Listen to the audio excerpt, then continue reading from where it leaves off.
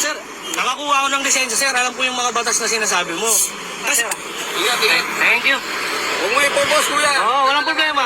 Walang problema. Okay. Ayan, broken lane. Mga guys, pinapara ako. Isang driver hinuli ng enforcer dahil nag-overtake sa broken lane. Aba matinde. Broken lane siya, ayan. Makita mo dito, edge sa top, corner na mamakap pa. Kung overtake, sir, kapag lalabas ka sa kaliwa, nag-overtake ka sa kanan. Sir, kasi broken lane, sir, eh. Hindi, sir, ang broken lane. Iba ang ano, sir, ang ano. Overtaking ang shoulder ka, kuya. Hindi ko alam. Kasi pag sinabing broken lane, sir, ibig sabihin, pwede kang gumanon, papasok. Alaw tayo mag-overtake pag broken lane. Alaw tayo mag-overtake, pero sa proper. Sa kanan ka, overtake ka sa overtake ka sa, galing ka sa... Hindi, sir, Ito, dito ako galing. Itong linya na to. Doon ka galing eh, gulunong ka eh. Kaya nga, dito ako galing. Maririnig na nagpapaliwanagan ang dalawang panig tungkol sa tamang pag-overtake sa broken lane.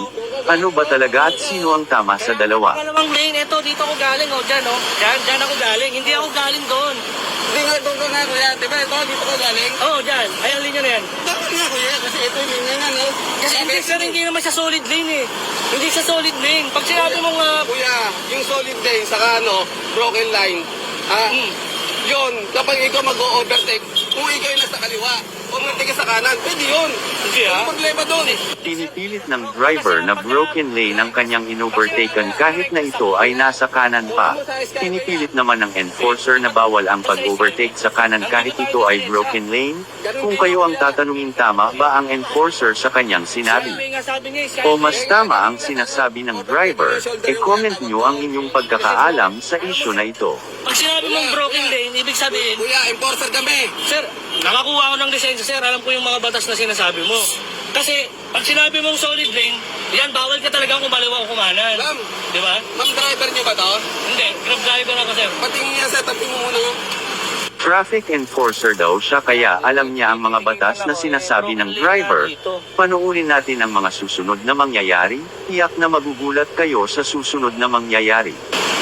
Patingin kuya, PA mo, kuya, PA. Walang problema, walang problema. Tara, tapos na tayo. Sige. PA lang, kuya. Sige. Wala namang problema Kaya yan. ano ba kayo, ma'am? Oo, sir, ayan, sir. Ayan. Ako yung PA ko.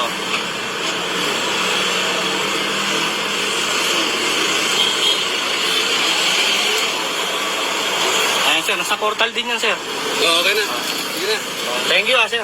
Ingat, ingat. Thank you. Huwag mo ipopos, kuya. Oo, walang problema. Walang problema. Okay, At doon nagtapos ang kanilang setahan, hindi natikitan ang driver at pinabayaan na pang umalis with matching ingat sir na galing sa enforcer. Ngayon tama nga ba talaga ang driver sa kanyang sinasabi? Comment nyo ang inyong saloobin tungkol sa video na ito mga idol.